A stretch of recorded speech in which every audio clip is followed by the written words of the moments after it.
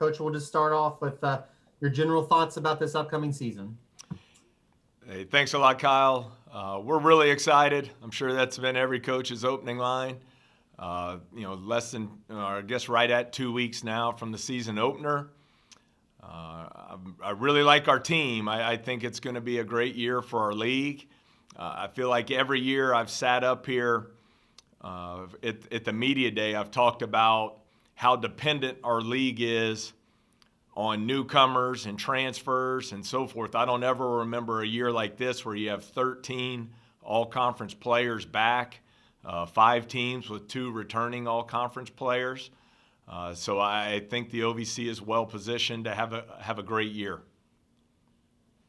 All right, we're going to jump into some questions in the chat. So we'll start off first with Jeff Bidwell.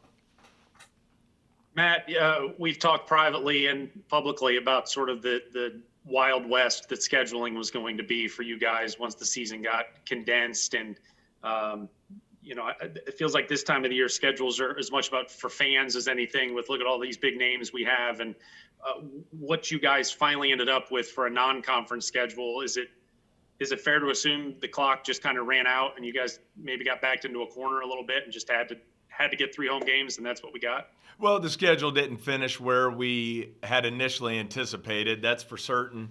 It's an interesting year where normally around 55 to 60% of your schedule is your conference schedule. This year, 80% of our schedule is the OVC. So, I would love to be this week. We're supposed to be inducting Cameron Payne and Coach Billy Kennedy into the Hall of Fame. And hosting a really good Chattanooga team in front of 5,000 people here at the CFSB Center. Next week, we're supposed to be playing a doubleheader at the FedEx Forum, 12 o'clock against the University of Memphis, and sticking around to watch Ja Morant and the Grizzlies play at 7. But those things didn't work out. So we're going to make the best of it. I think when you look at our December, 2 matchups with Austin Peay, a game at Belmont, at Middle Tennessee, at Southern Illinois, and hosting the 2-time defending SWAC champions Prairie View. I think the Racers will certainly be tested there.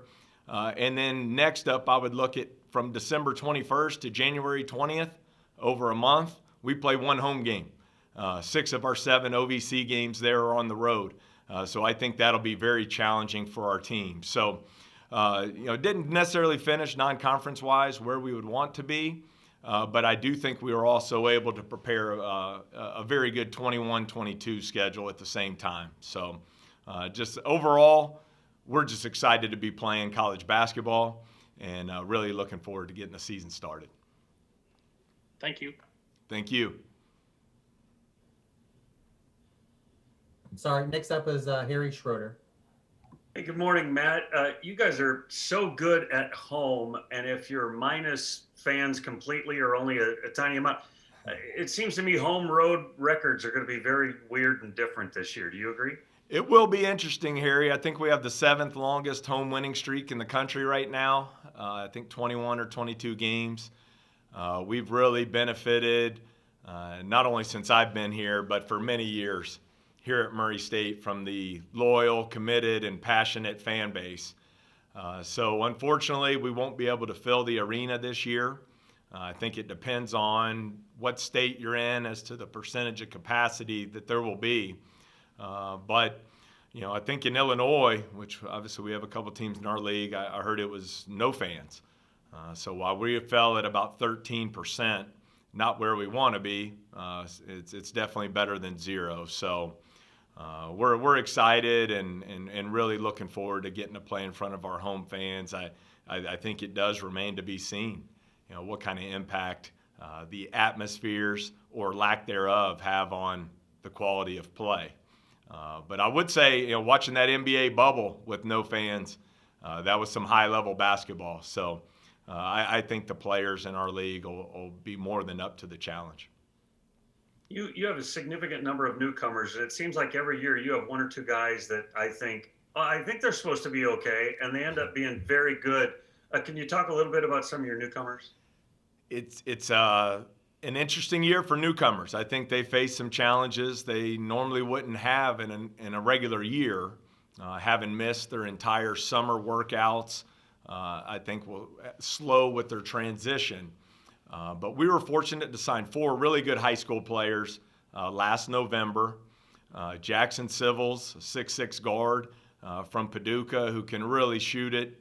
I think he's really going to be a great player for us. A point guard, Deontay Bostic.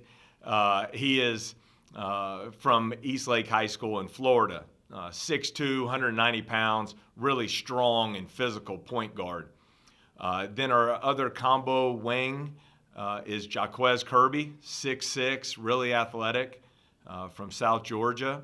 And we were able to add some size last November with Nick McMullen, a 6'8", 235-pound forward from Greensboro, North Carolina.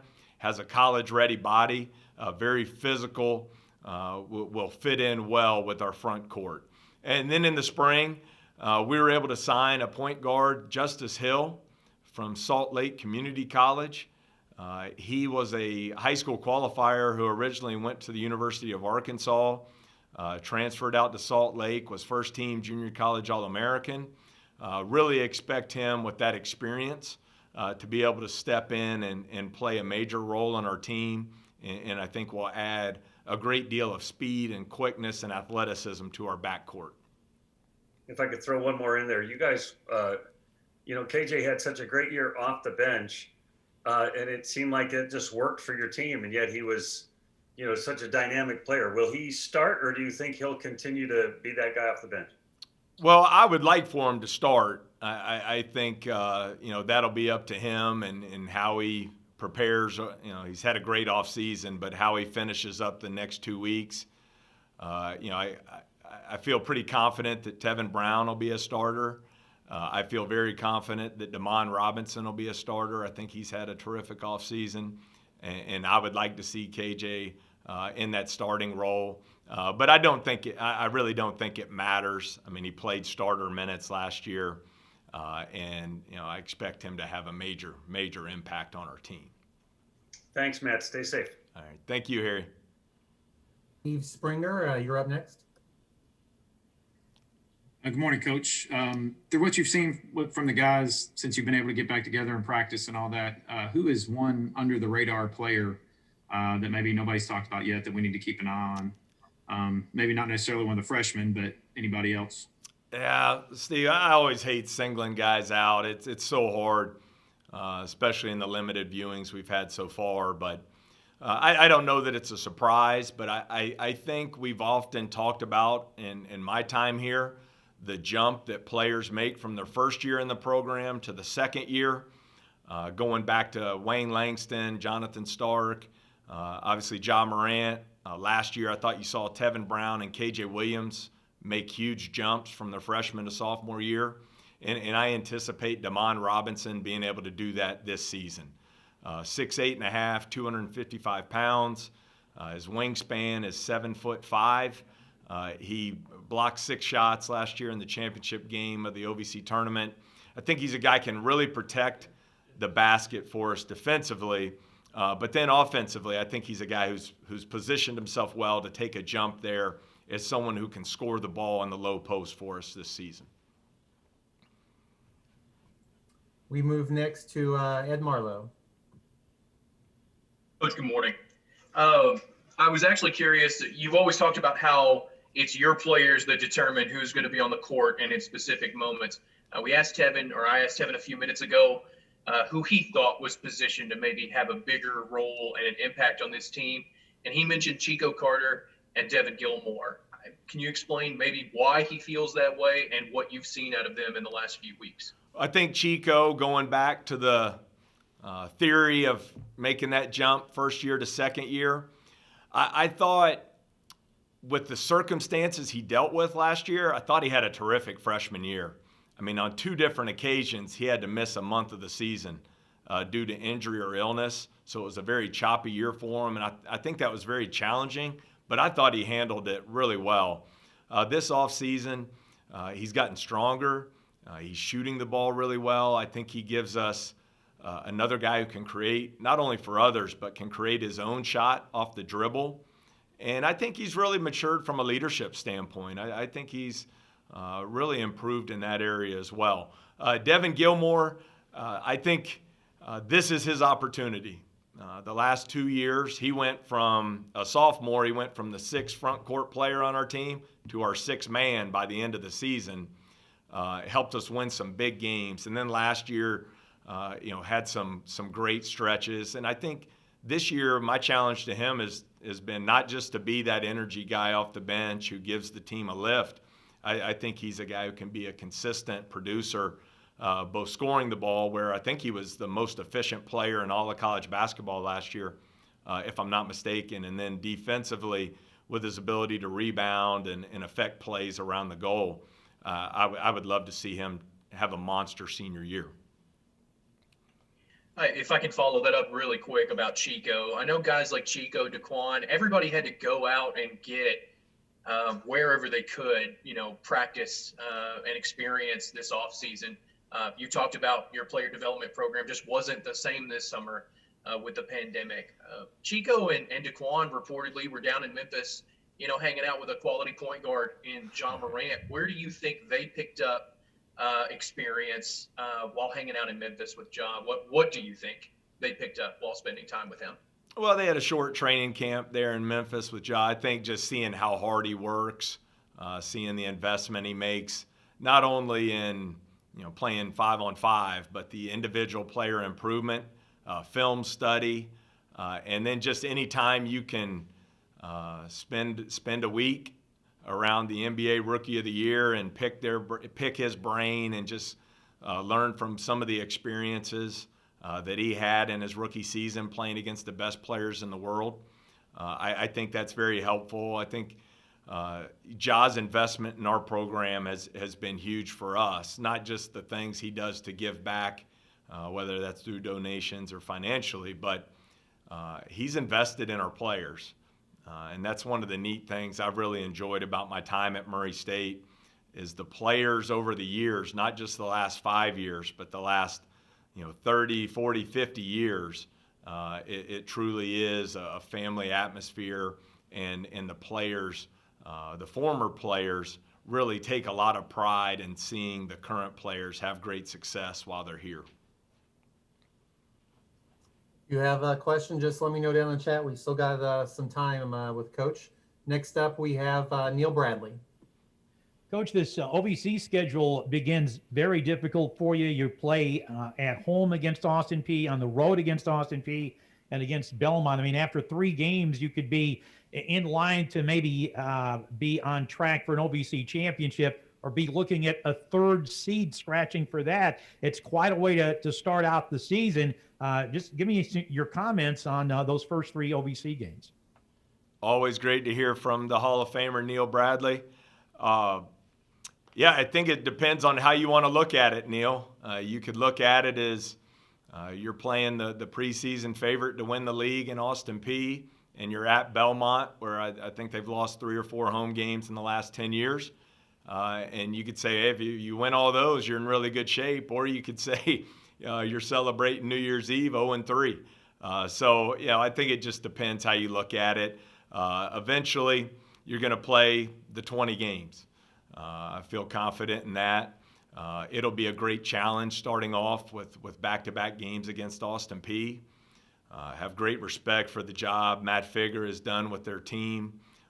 They play so hard. Physical defensive team, and we know they have one of the best players in all of college basketball in Terry Taylor, and then the returning freshman of the year in the league in Jordan Adams, and then they went out and added several high major transfers to the roster as well.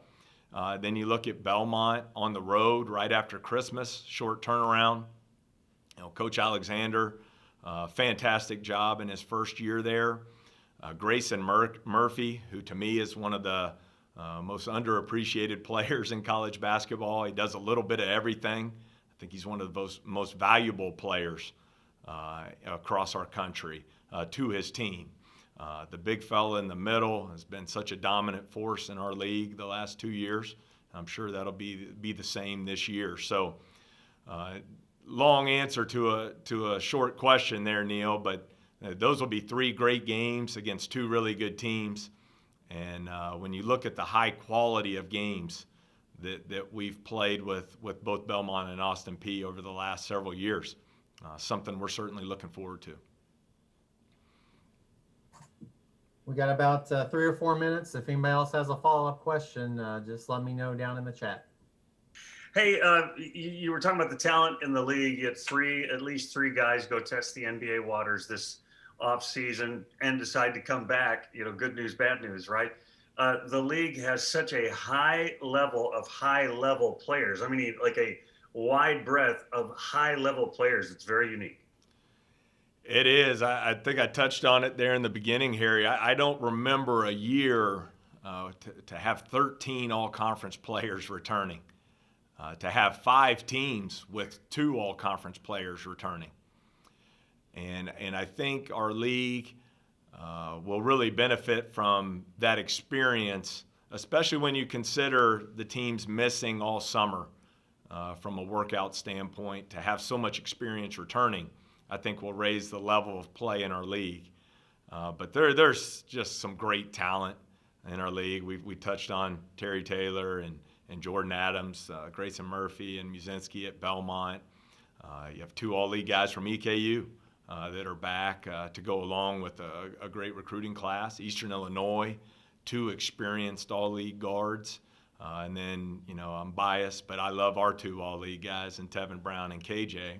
And really the majority of the teams in our league, I think, are going to be heavily reliant on experienced players. The one team, and I haven't studied every roster that I don't think is necessarily, is Jacksonville State. And I thought they just put together a monster recruiting class in the spring, and it'll be one of the biggest teams in all of the country. So I really do. I think our league, with the experience and the talent, is well positioned to have an outstanding season.